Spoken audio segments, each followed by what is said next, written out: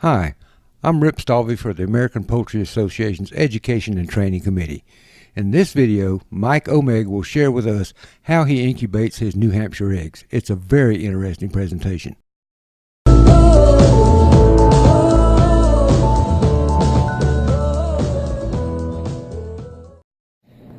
Hello, this is Mike Omeg here from Whiskey Gulch, New Hampshire, and the New Hampshire SOP group site. I had a couple of questions from people wanting to know about how do I brood and incubate my chicks and eggs, and I thought I'd just give you guys a quick video tour of my facility for doing that. Over here I've got a couple of GQF units. I really like them. They're far superior to the styrofoam incubators that are out there. I don't know how they compare to other large cabinet incubators like the Brinzi and whatnot, but I can tell you that I've had very, very good luck with these units. The two on the left are older units, and the one on the right is a newer unit. I bought them all used off Craigslist. Did a little bit of work on some of them, mostly cleaning them up and whatnot, and I've been very pleased with their performance, and they've been worth every penny to me. Start here with the unit on the right. This is the incubator, and it is what I have for incubating eggs. It's a digital unit, and I really do like having the digital unit here in the 1502 Sportsman. It's worked very well for me, but I will say that the temperature sensor in there is off by about half a degree. So it actually reads half a degree or so lower than what the temperature actually is.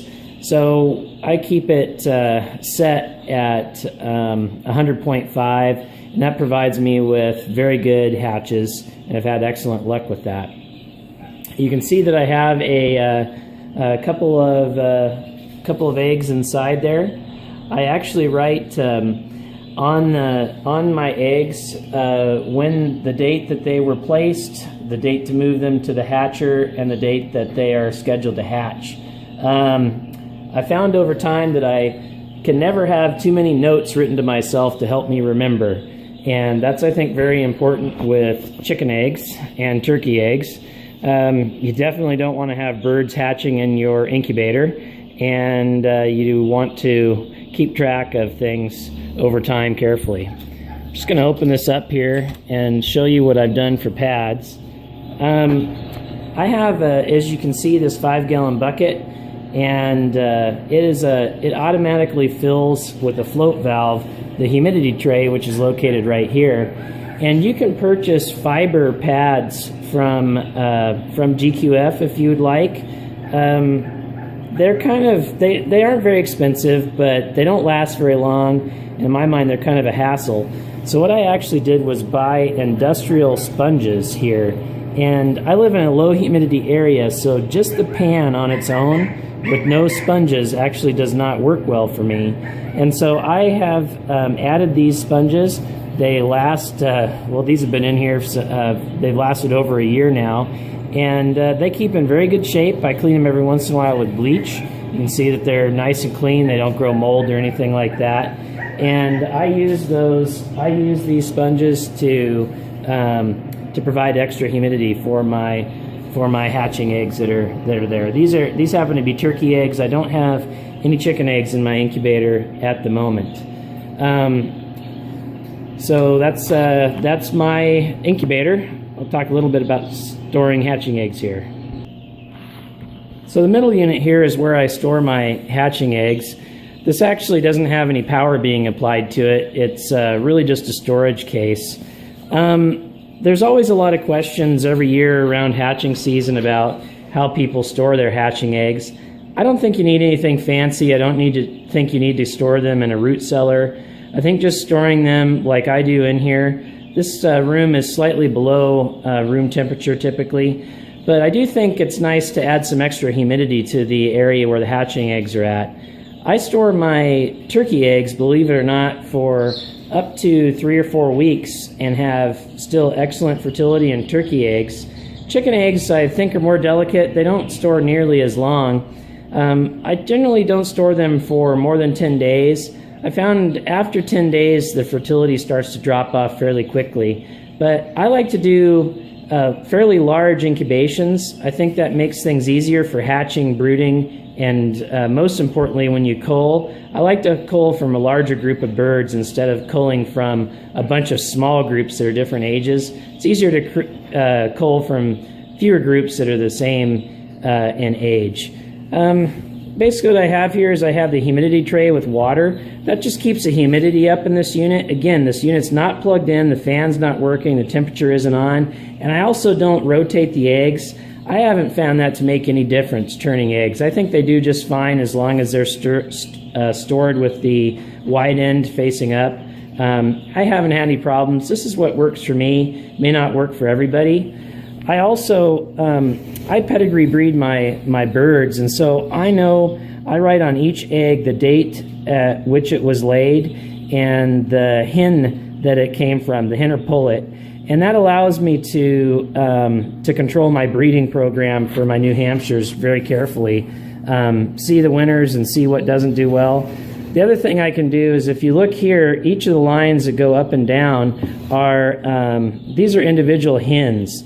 And you can see this hen over here, that's number 111. She's not laying very many eggs compared to some of the other hens. You know, she's laid 1 egg to some of the other hens laying up to 8 eggs or so. And that's a way that I can keep track just visually of looking and seeing some of the differences in my productivity of my hens. So you might wonder, why am I keeping hen number 111? This hen is actually 3 years old. She still is just a beautiful hen and produces very good progeny. So I know she's an old hen and isn't going to have as high a production as some of these younger pullets and hens that are in this group.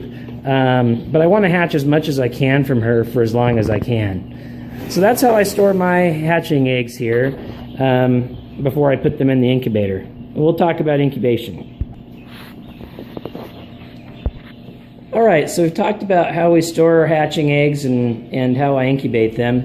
Let's talk a little bit about how I do hatching. I have a separate hatcher, separate from my incubator. This isn't super necessary, but it's of tremendous convenience for me. I definitely don't want to be hatching eggs where I'm still incubating. Hatching creates a lot of dander, a lot of dirt, a lot of debris. I want to keep my incubator absolutely clean, and I sanitize it regularly, even though there's not a lot going on as far as introducing dirt. But the hatcher needs to be cleaned after each hatch.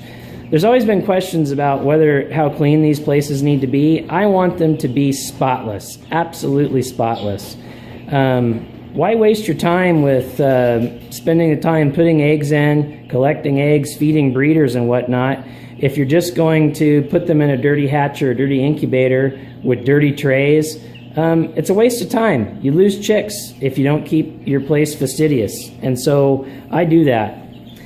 Talk a little bit about this. Again, I have the automatic humidity bucket that feeds the humidity tray in here.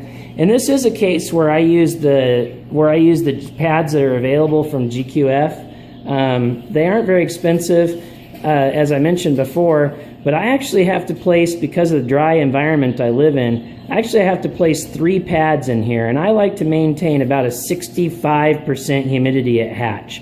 If you ask a room full of 100 chicken people how they hatch, you're going to have 101 different ways, and everybody thinks that they're right. I'm just telling you how I do it here at my place. I divide the hatchers by each individual pedigree breeding, and I use those wooden slats there to divide the hatching trays up into different areas. And I'm going to open this up so I can show you a little bit about how I do that. Okay, so here I've opened up the unit. I'm going to show you how I divide the hatching trays in just a minute, but I thought I'd show you the record that I keep here. This is my record for this group of chicken eggs here. And again, I have the date that they were placed, and then the time that they're moved to the hatcher, which was just today actually, and then when they're scheduled to hatch and what time. The other thing I do is I keep track of fertility on this card, and you can see I have 4 different matings for hens and 4 different matings for pullets. And these are the number of eggs that were put in the incubator. And so, for example, for hen number 111, I have 1 out of 1. And what that means is that 1 egg put in the incubator went into the hatcher. For number 113 there on the left, the second one down, 8 out of 8. So out of 8 eggs put in the incubator, 8 went into the hatcher here. And that gives me my percent fertility. And you can see that the hens here have higher fertility. They have 100% fertility. And the pullets there on the right, their fertility is less. And in fact, this pullet number 263 has very low fertility.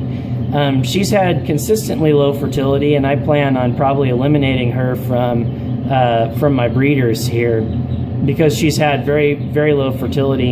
I know that the male that I have with these pullets is an older cockbird. He looks really great. Cockbirds never seem to have the same amount of fertility as cockerels.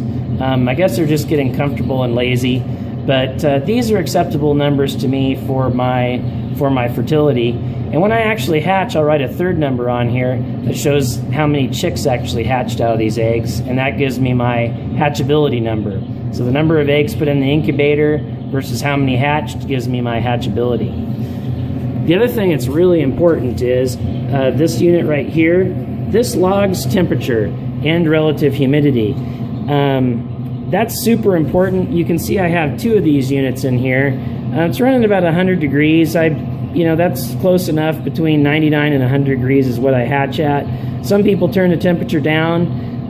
I don't feel that that's necessary, but see, the temperature's dropping now. I pulled it out here. This logs the temperature every 5 minutes. Then I can plug this into my computer through the USB, and I can actually download the data.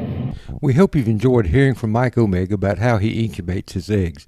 For additional information about standard-bred poultry, please visit the American Poultry Association's education and training resources found on YouTube, Facebook, and of course the APA Education and Training website. You'll find the links in the notes section below.